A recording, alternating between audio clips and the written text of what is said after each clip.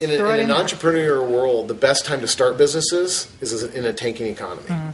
Because if you can survive now, you'll survive for the long haul. It makes you leaner. It makes you smarter. It makes you, you don't get lazy. And you have to cut costs, and you have to really be on your game all the time in order to make it. The ones that are tanking now, some time ago, they were doing well. But they worked on the adage, well, if it's not broken, don't fix it. But in an entrepreneurial DNA, you're constantly changing. You're constantly saying, how do we keep that competitive advantage? And for us, a major aspect is that social venture. Can I give you an example? Here's an example. So 3 days ago, but this is actually really funny. This is actually perfect. I'm going to tell the story. We've actually hired 3 refugees as our delivery drivers. They work in the warehouse. And we got a phone call 2 days ago that one of our refugees wanted to celebrate his 1-year employment with us. So he was going to cook dinner for us. This is actually our lunch. He brought in today. He's from Iraq. And you're bringing it into the camera. This is classic. This right here. If this is celebrating. This is celebrating 1 year of Kutaiba Abdulmadi's working with us. So it's really about family in terms of the people that we work with. We really do believe in treating our employees well, paying them well, and we're saying you're humans. We want to be a part of your culture and your life, and you're here with us now. And just taking it and valuing that very highly. It's such a start eating it though. So go ahead. It smells good, minty. It's kind of minty. Did you smell the mint?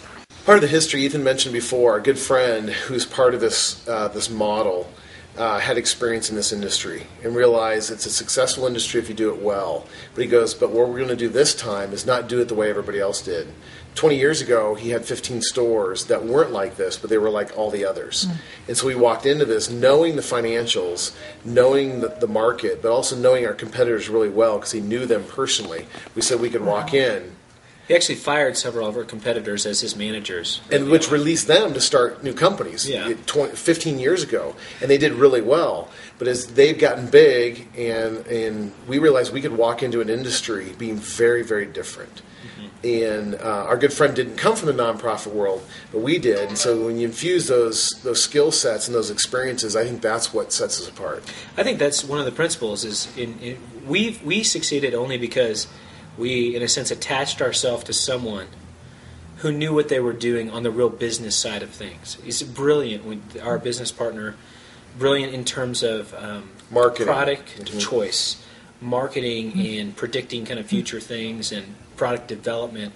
So that's one of the things I've learned is in terms of just humility is saying, man, I better find people who are smarter than me and, in a sense, attach myself to them. I can bring things to the table, but there are a lot of things I know I cannot bring to the table. I have no business bringing things to the table. Just kind of knowing those limitations has been really nice and been very helpful. In the owner-operated model, you will find me here about 80% of the time. Customer's going to work with me, the owner. Ethan works at our other location. He's going to work there, and they're going to experience him. And so there's a problem, you're talking to the owner. You're not talking to a commissioned salesman, you're talking to the owner. And there's a really community-based aspect. We live here in Denver. We don't live in the burbs. We live in the city. We're passionate about our city, and we're passionate about the people that we do business with. And for example, just 5 minutes ago, I got Will just got a call from a person that I had helped. And Will said, can I help you? He goes, no, I'd rather talk to Ethan. He goes, okay, great. He'll be with you in about 10 minutes, so I'll call him back on his cell phone. He's got a problem with his bed. But I think it's that personal touch that makes huge difference, absolutely huge difference.